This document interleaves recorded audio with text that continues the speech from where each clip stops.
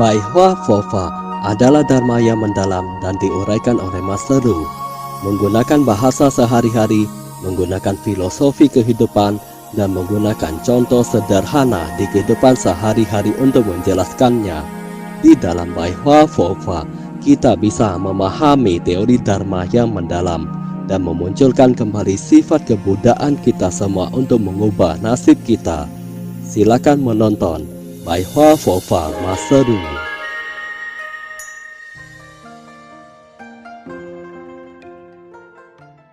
白话佛法光波降座episode 70 Kemurnian dan tanpa keakuan kesadaran yang tersempurnakan.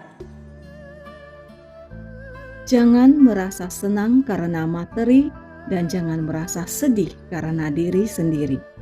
Artinya segala alasan dan pengaruh yang ada di alam manusia ini sehingga muncul perasaan sedih dan duka pada kita. Itu artinya manusia zaman sekarang mudah terpengaruh. Manusia mudah marah saat bertemu masalah. Manusia mudah sedih saat bertemu dengan masalah. Dia langsung melakukan tindakan yang ekstrim. Sebenarnya Bodhisattva ingin memberitahu kita bahwa kita jangan terpengaruh oleh dunia luar, sehingga muncul perasaan sedih dan bahagia pada kita. Dengan demikian, kita baru bisa memunculkan tingkat pembinaan tanpa keakuan. Tingkat pembinaan tanpa keakuan artinya tidak ada kata aku lagi. Dalam dunia dharma sering dikatakan tak tergerakkan. Artinya apapun yang terjadi, kalian harus tetap stabil. Sikap orang zaman sekarang sangat tidak bagus. Mereka mudah goyah. Tidak peduli apapun yang terjadi, semua itu dimunculkan oleh pikiran kita. Bodhisattva mengharapkan kita untuk tidak terpengaruh oleh rupa, perasaan, pikiran, tindakan, kesadaran. Pikiran langsung tergerak saat melihat sesuatu yang indah. So artinya perasaan. Contohnya, tidak bahagia dan bahagia. Pikiran artinya semakin dipikirkan semakin takut, semakin dipikirkan semakin gembira. Semua itu akan memengaruhi pikiran Anda. Tindakan yang membuat Anda bahagia dan marah akan mempengaruhi suasana hatimu. Perasaanmu menjadi sangat baik saat membeli barang yang bagus. Perasaanmu menjadi sangat sedih saat membeli barang yang tidak bagus. Shi artinya kesadaran Anda. Jika kesadaran Anda benar, maka tindakanmu juga akan sangat benar. Jika Anda memikirkan sesuatu yang buruk pada orang lain, maka itu akan membawakan ketakutan untuk Anda. Karena saat Anda memikirkan sesuatu yang buruk pada orang lain, maka akan ada ketakutan yang muncul di pikiranmu. Jika Anda memikirkan sesuatu yang baik pada orang lain, maka tidak akan ada halangan di dalam hatimu. Sama seperti kisah yang pernah diceritakan oleh orang lain. Ada seorang wanita berjalan ke tempat yang jauh di malam hari. Lalu dia melihat sebuah tempat kegelapan. Tiba-tiba dia melihat seorang pria yang keluar dari tempat kegelapan. Saat dia menghampiri tempat itu, dia batuk. Lalu datanglah dua pria lagi dan mereka batuk lagi. Dia sangat ketakutan. Dia berpikir apakah itu kode mereka. Semakin dia melangkah ke depan, dia semakin takut. Dia tidak tahu apakah ada orang di sana. Meskipun ada dua pria yang datang, tapi dia merasa khawatir apakah ada penyergapan atau tidak. Ketika dia sampai di sana, dia juga batuk. Mengapa demikian? Padahal di sana penuh dengan cabai. Semua itu karena terpengaruh oleh kesadaran kita sendiri. Ia akan berubah seiring dengan perubahan pikiran dan kesadaran kita. Jika Anda berpikir bahwa orang itu baik, maka orang itu akan baik juga. Jika Anda berpikir bahwa orang itu jahat, maka orang itu akan jahat juga. Anda akan sangat merasa sebal dengan apapun yang dia kerjakan. Bodhisattva mengharapkan kita agar pancaskanda kita tidak terpengaruh oleh kendali dan pengaruh kita, karena setiap orang memiliki sifat kebudaan. Terkadang kita harus tetap menggunakan sifat kebudaan untuk melihat segala hal yang ada di dunia ini. Dengan demikian, Anda akan memunculkan sebuah tekad kuat. Tekad kuat akan membuatmu tidak merasa senang karena materi dan tidak merasa sedih karena diri sendiri. Itu artinya kita tidak terpengaruh oleh orang lain. Ada orang yang merasa sedih saat dia melihat orang lain mendapatkan keuntungan. Saat dia melihat orang lain memenangkan lotre, dia juga ingin membelinya. Apakah Anda bisa memenangkannya? Bisa saja orang itu telah memenangkannya belasan tahun yang lalu. Itu pasti bukan pertama kalinya. Jika Anda tidak memiliki kegigihan, maka Anda tidak akan memunculkan kebijaksanaan dan tekad. Kesulitanmu akan terus bermunculan di dalam pikiranmu. Anda akan terus merasa kesulitan dan lelah di dunia ini, lalu Anda akan semakin mengalami kesulitan. Saat Anda bisa mengandalkan kemurnian dan welas hati Anda, maka tepi kebahagiaan akan berdekatan. Sama seperti seseorang yang telah bisa berpikir dengan jernih, dia akan bisa langsung berpikir dengan jernih. Jika seseorang tidak bisa berpikir dengan jernih, maka dia tidak akan bisa berpikir dengan jernih. Pikiran manusia terus berubah di antara Buddha dan marah setan. Saat Anda membenci seseorang, maka pikiranmu akan seperti marah. Anda terus mengecam dan membencinya. Anda mengharapkan dia mendapatkan masalah. Itu adalah sifat marah setan. Meski dia adalah orang baik, tapi Anda tetap membencinya, Anda juga akan memunculkan sifat marah setan.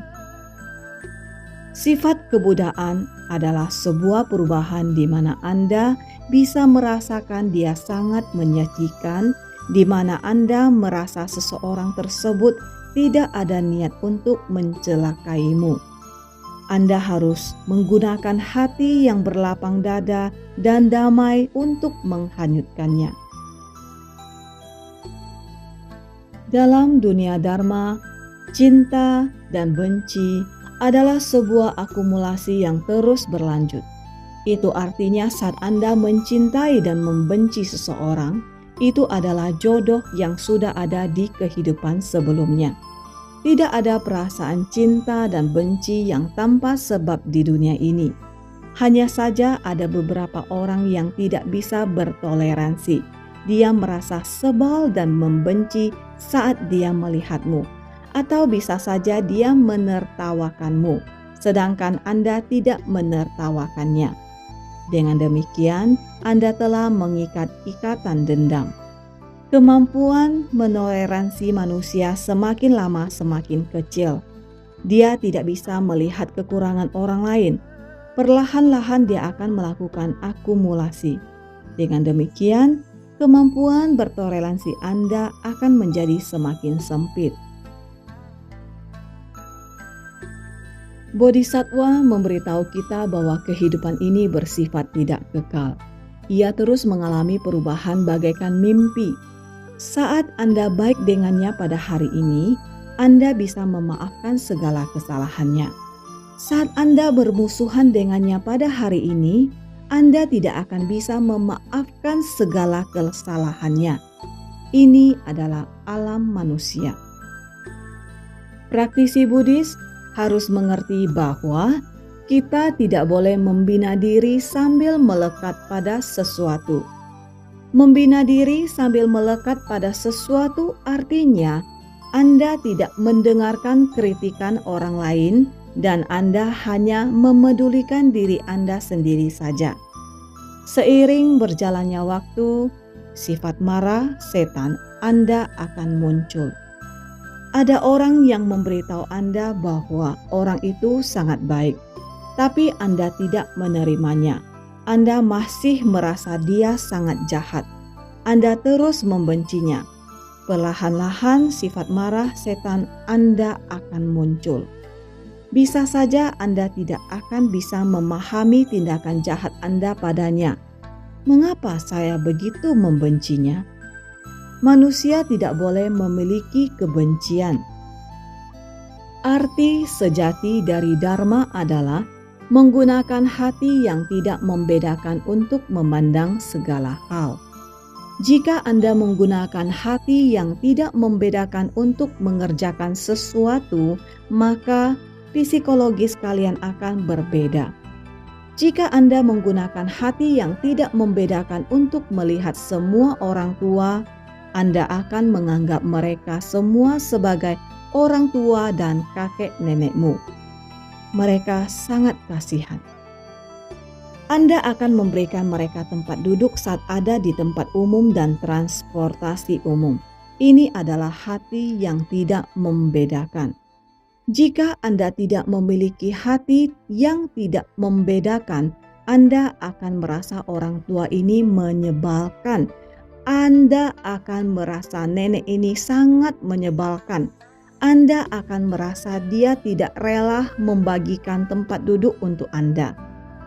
Jika Anda menggerakkan pikiran Anda dan menganggapnya sebagai kerabatmu, maka Anda tidak akan membencinya lagi. Ada seorang anak kecil yang menangis di pesawat. Jika Anda menganggap ia adalah anakmu, maka Anda tidak akan membencinya. Jika dia bukan anakmu, Anda akan merasa ia sangat menyebalkan karena ia terus menangis dan membuat orang lain tidak mampu tidur. Bagaimana hati yang tidak membedakan milik bodhisatwa muncul? Itu berasal dari welas asih. Jika kita merasa dharma yang kita bina adalah yang paling baik dan berharga, Anda merasa dharma yang Anda bina itu sama dengan yang ada di langit, sebenarnya Anda sedang ada dalam kelekatan. Jika seseorang tidak mendengar kritikan dan nasihat orang lain, ingatlah, itu adalah permulaan dari kelekatan. Jika dalam sebuah hubungan suami istri, kalian tidak ingin mendengar kritik dari pihak lawan, maka pandangan kelekatanmu mulai muncul. Semua ajaran Dharma ada maknanya. Makna dari Dharma adalah agar kita memahami bahwa segala ajaran Dharma itu sama. Hal utama yang saya bicarakan adalah hati yang tidak membedakan. Orang yang memiliki hati yang tidak membedakan baru bisa berwelas asih. Hati yang tidak membedakan adalah sebuah dasar. Jika Anda mengasihani seseorang, bukankah Anda tidak boleh merendahkannya? Jika Anda merendahkannya, maka Anda tidak akan membantunya. Anda harus mengasihaninya terlebih dahulu, Anda baru bisa membantunya. Jika tidak ada welas asih, dari mana datangnya hati yang tidak membedakan? Jika tidak ada hati yang tidak membedakan, dari mana datangnya welas asih? Segala hal tanpa keakuan artinya, apapun yang kita kerjakan tidak boleh memikirkan diri kita sendiri. Dengan demikian, kita tidak akan ada eksistensi keegoisan. Jika manusia memiliki wujud keakuan, maka keegoisan akan mulai muncul. Apa itu wujud keakuan?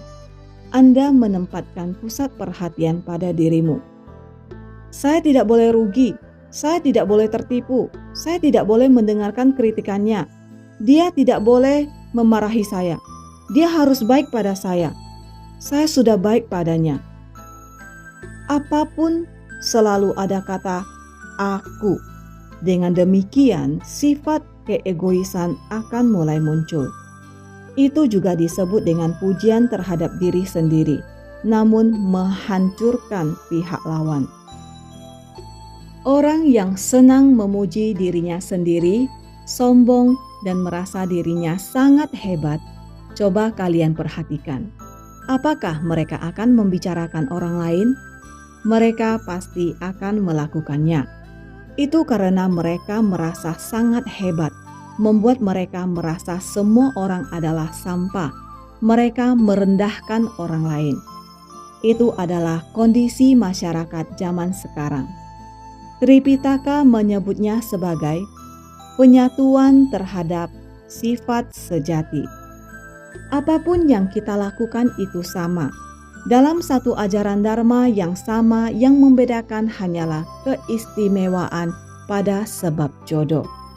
Tidak peduli apapun ajaran Dharma tersebut, ia adalah Dharma. Hanya saja sebab jodoh yang berbeda.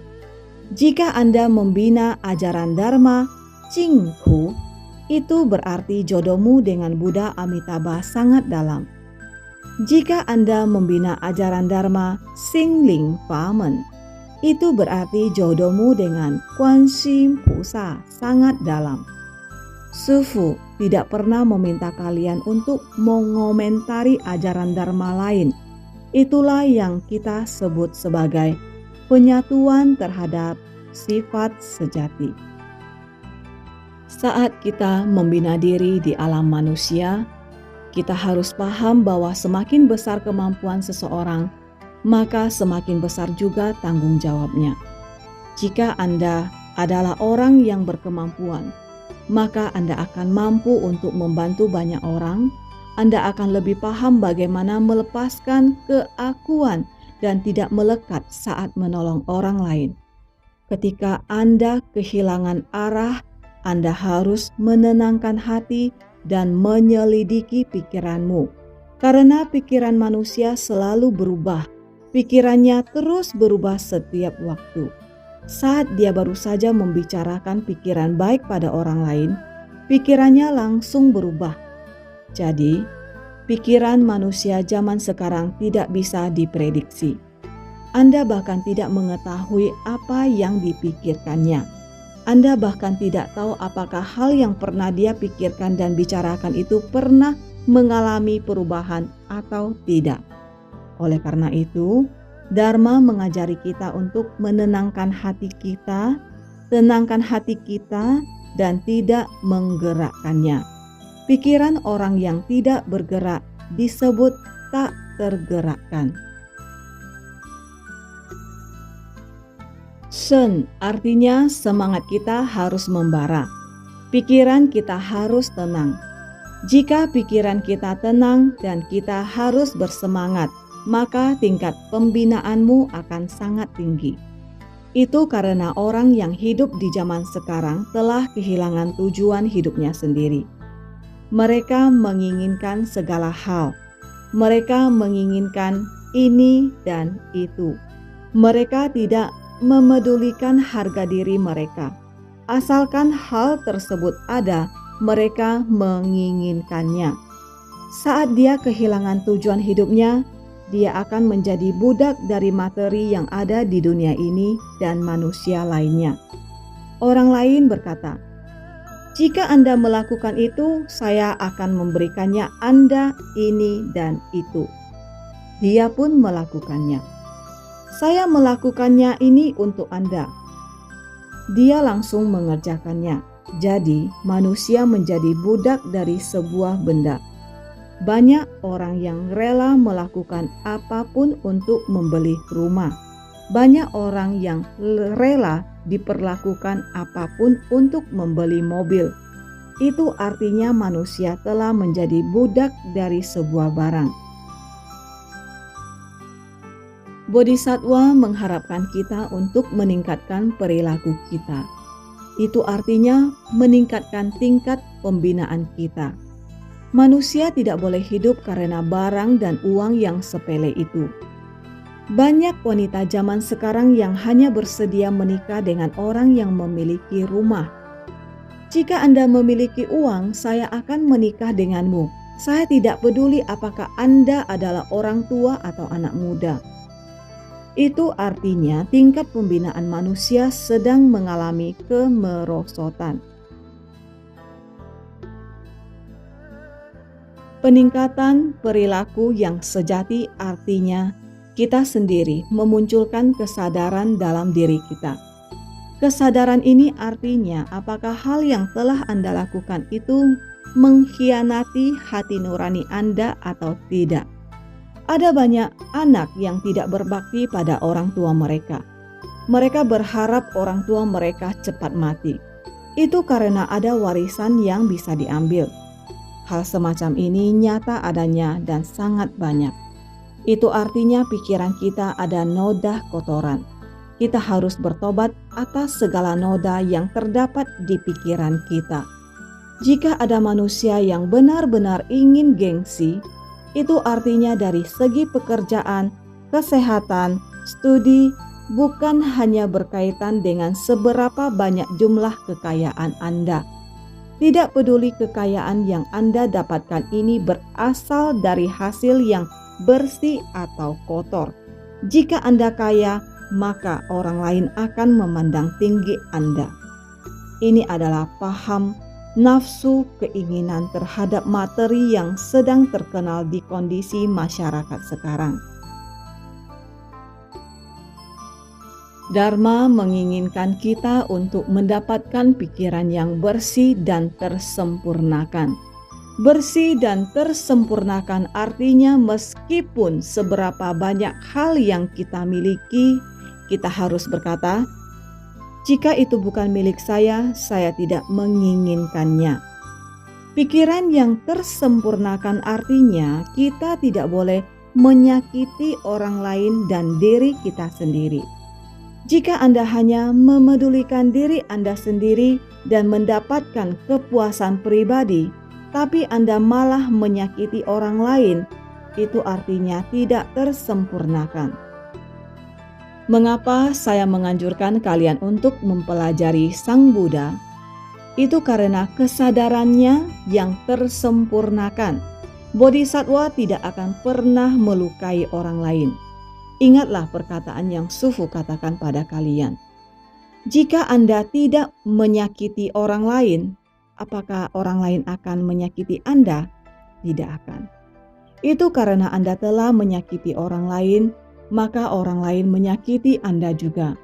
Meskipun Anda mencelakai orang lain dengan diam-diam, akan ada suatu hari dia akan mengetahuinya, dia juga akan balik mencelakaimu.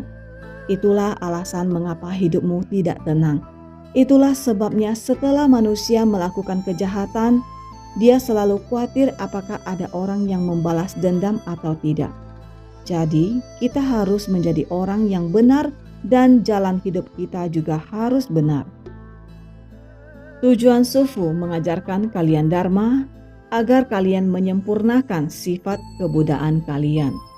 Sifat kebudaan yang tersempurnakan artinya kita tidak boleh melukai orang lain dan diri kita sendiri, dan juga kita juga harus senantiasa merefleksikan diri kita sendiri. Apa tujuan kehidupan saya?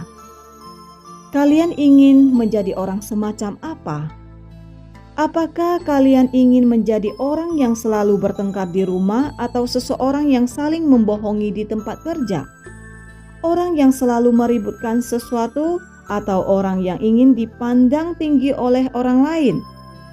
Hanya demi sedikit keegoisan dan keinginan pribadi, hanya demi sedikit kenyamanan hidup, Anda boleh melukai orang lain dan dirimu sendiri.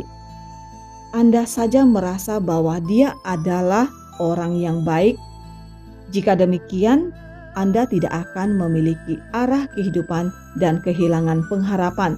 Anda akan kehilangan martabat.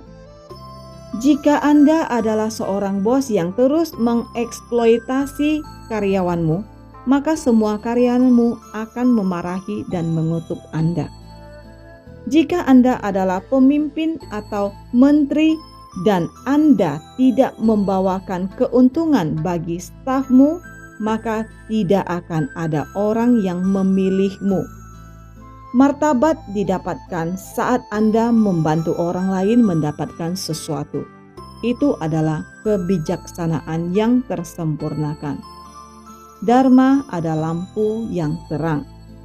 Dharma menyinari pikiran kita dan juga penyelamat manusia. Terima kasih telah menyaksikan pencerahan Bai Hua Fo Fa Master Lu Junhong.